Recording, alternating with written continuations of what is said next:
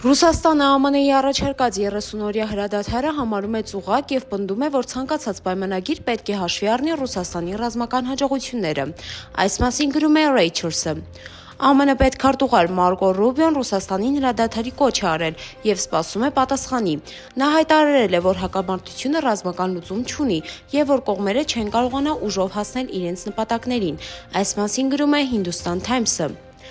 Ռուսաստանի դատարանը արգելել է Տելեգրամի 33 սթիքերների փաթեթների օգտագործումը, որոնք պարունակում են նացիստական և ատելության սերմանող խորհրդանիշներ։ Այս մասին գրում է Գազետան։ TikTok-ում նոր թրենդ է սկսվել, որը կոչվում է «Նիհարենք ինչպես դինոզավրերը»։ Մարդիկ ուտում են հում կանաչեղեն և բանջարեղեն առանց եփելու կամ համեմելու։ Այս մասին գրում է The New York Post-ը։ Իլոն Մասկը Տեսլա ընկերության ղեկավարը 5 հատ Տեսլա մեքենա է բերել Սպիտակ տուն, որպեսզի նախագահ Դոնալդ Թրամփը գնի դրանցից մեկը։ Գործարքը քննարկվել է տեղում Սպիտակ տան մուտքի մոտ։ Այս մասին գրում է NBC-ն։ Ավստրալիայում անցկացվել է տարօրինակ մրցույթ «Ոչինչ չանել» խորագրով։ Մասնակիցները պետք է 90 րոպե ոչինչ չանեին, ուղղակի պառկեին կամ նստեին, բայց աչքերը բաց պահեին ողջ ընթացքում։ Այս մասին գրել է The Guardian-ը։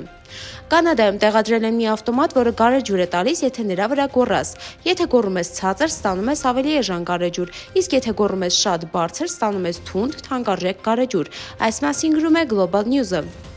Ավստրալիացի մի տղամարդ, ով տառապում էր սրտի անբավարարությամբ, դարձել է աշխարհում առաջին մարդը, ով 100 օր ապրել է արհեստական սրտով, մինչև գտնվեր դոնորային սիրտ փոխպատվաստման համար։ Այս մասին գրում է BBC-ն։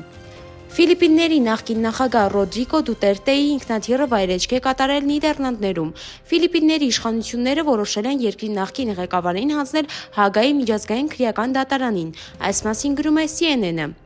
Բուենոս Այրեսում բողոքի ցույցը վերածվել է բախումների։ Արգենտինայում ոստիկանությունը կիրառել է արցունքաբեր գազ, ռեզինե փամփուշտներ և ջրցան մեքենաներ մոտ 2000 ցուցարարների ցրելու համար, հիմնականում թոշակառուների, ովքեր բողոքում էին նախագահի վարած տնտեսական կոշտ քաղաքականության դեմ։ Այս մասին գրում է France 24-ը։ Կանադան ունի նոր վարչապետ Մարկ Կարնին, ով ստացել է ձայների մոտավորապես 86%-ը։